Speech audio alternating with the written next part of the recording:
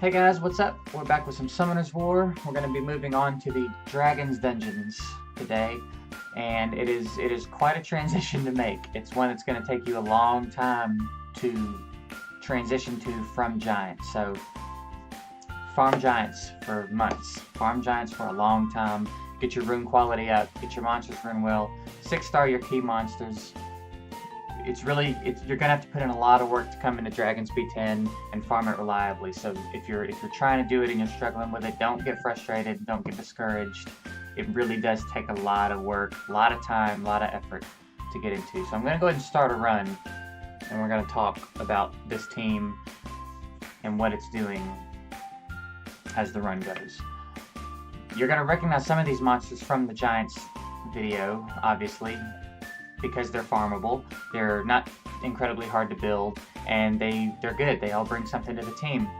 The big thing with dragons is that the right tower is going to cleanse the dragon and put immunity on the dragon every time it gets a turn.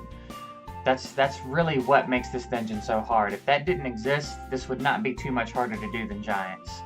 But that, paired with the dots that the other tower is constantly putting on your team, and the high attack power of the dragon, because the dragon hits really hard, and he hits harder based on harmful effects. So if you've got harmful effects on you, he's doing more damage. So that's why Veramos is so important here. But let's get into the team we're bringing.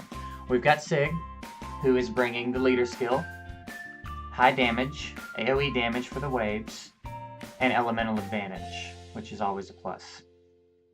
We've got Veramos for the same reason you ever bring Veramos anywhere. The cleanse on the passive, the dots on the first skill, the AoE stuns for the waves. Everything Vero does is contributing, is high contribution. We've got Bella for the defense break on the first skill. We've got the strip on the second skill. We've got the heal, attack bar boost on the third skill. Killer monster for everything. Everything you want to do, Bella's great. Darian. Here, again, for the same reasons you bring Darian anywhere. That passive is reducing damage that the rest of your team is taking, which in dungeons like these is very helpful. I'm doing it with a 5-star Darian, and it is possible. If you 6-star your Darian, you won't regret it. Darian has a lot of uses. Darian's great in Giants, Darian's great in Dragons, Darian's great in Raids. You won't regret 6-starring your Darian. I just haven't gotten around to it yet. I've got other things I'm working on. But Darian's a great monster, so... And he'll up the win percentage of this team, because if I run into problems, it's usually because Darian dies. So that's something to consider. But he's also got a defense break on the first skill, attack break on the second skill, and then we've got Megan, who has a dot on the first skill, a strip on the second skill, and then kind of like a little mini, sort of a mini Shannon skill on the third, I guess. It's an attack bar defense buff and a 20% attack bar boost. So all of these things paired together do really well in Dragons. As you can see, the goal here is to have that immunity stripped every time the tower puts it on, and that's what Bella and Megan are doing. Their AI is pretty good, so they're not going to waste that skill. So they're not going to use the strip unless there's something to strip off the dragon, and the only thing there ever will be to strip off the dragon is the immunity. So that's going to be good. Then it's just going to be a matter of landing it, and sometimes that's going to be the difference in winning a dragon's run and not winning a dragon's run, is whether or not you're able to strip that immunity effectively. So again, it's a hard dungeon. Don't get too bummed out if you're having trouble with it, because it's a hard dungeon to come in here and do. But this is a farmable team. I know Megan's not farmable. However, by the time you're ready to start building a Dragon's B10 team, I almost guarantee you've pulled a Megan. Like, she is not super uncommon. Almost everybody has a Megan, and especially by the time you're really ready to seriously come in and farm this dungeon, you've pulled a Megan. So farmable, I say in quotes because of Megan, but very easily obtainable team. And as you can see right there, Darian died. He's usually going to die towards the end of the run, but again, if you 6-star him, I really believe that's going to cut that out, and this is going to be a very reliable team for you.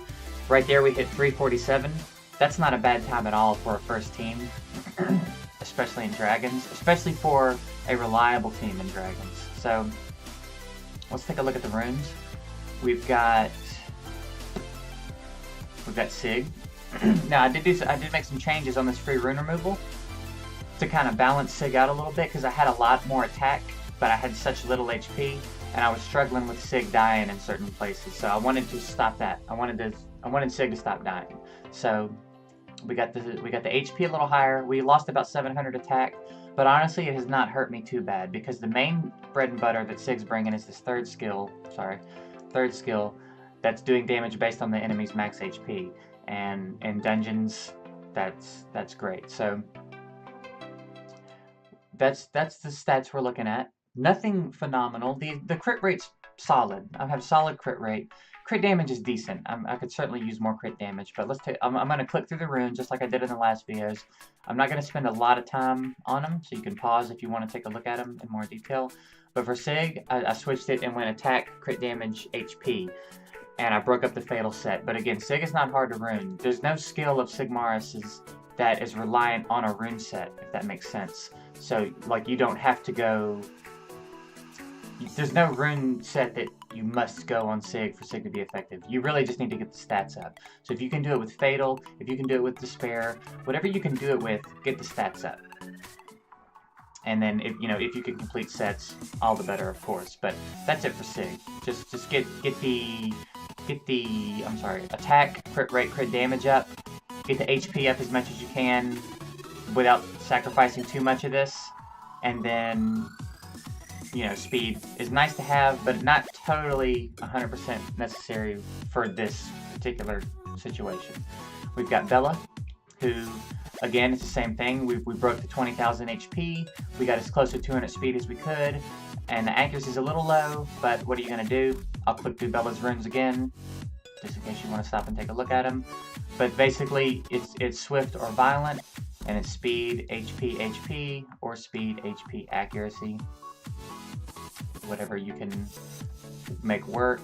Veramos, same idea. We broke 20,000 HP. We got close to 200 speed, sitting around 60 accuracy. You want your Veramos on violent if you can at all manage it. If you can't make it happen right now, a really good swift set will do just fine. And again, you're going speed, HP, HP usually on Veramos. So that's the idea there. We've got Darian. I feel like I forgot somebody. Megan. Forgot to look at Megan. Megan broke 20,000 HP, close to 200 speed, sitting around 50 accuracy. You're going to want to put Megan on Swift, which that's a situation where you're going to want her on Swift. And basically rune her up like a Bernard, like a Bella, something along those lines. Speed, HP, HP. Speed, HP, accuracy. As you can see, I have my Megan on shield runes, which is not mandatory, but certainly couldn't hurt. So if you happen to have some good shield runes, maybe you pulled some from the shop or world boss, or maybe some from some lower levels of dragons, shield runes never hurt. But focus is also a great second set for her, and focus would make it easier to go HP slot 6, just for the record. So if I was able to go HP slot 6 and keep the accuracy, she would be a monster. Like, I would never have to worry about her dying. And then Darian, we're close to 20,000. If we 6-starred him, we'd be well over 20,000. And then the defense, close to 800, right around 800.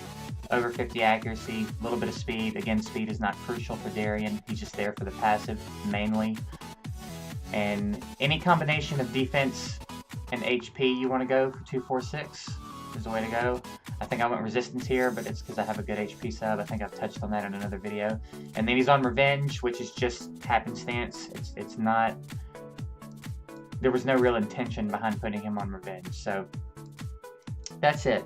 It's a very easily obtainable team, pretty easy to build, and it's a really tough dungeon. So just keep at it, keep working with your monsters, get those runes powered up, and stick with it. If you have any questions, again, as always, hit me up in the comments. I'm eager to be as interactive with you guys as I can and get you guys farming these dungeons, especially since the rune update, because that rune update is amazing. The rune drops are just great now, and you don't have to look at 4-star runes if you're farming B10 anymore, which is just really, really excellent. So it's so good, some of us are worried they might nerf it, so we really want to get you guys in there and let you make the most of it in case they decide to nerf it sometime in the future.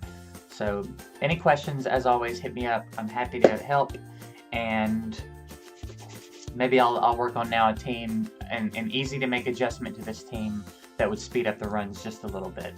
But even now, even if you're sitting around 4 minutes, that's still not a bad time for Dragons, especially for a first team. So I hope this helped. I hope you guys enjoyed it, and I will catch you guys next time.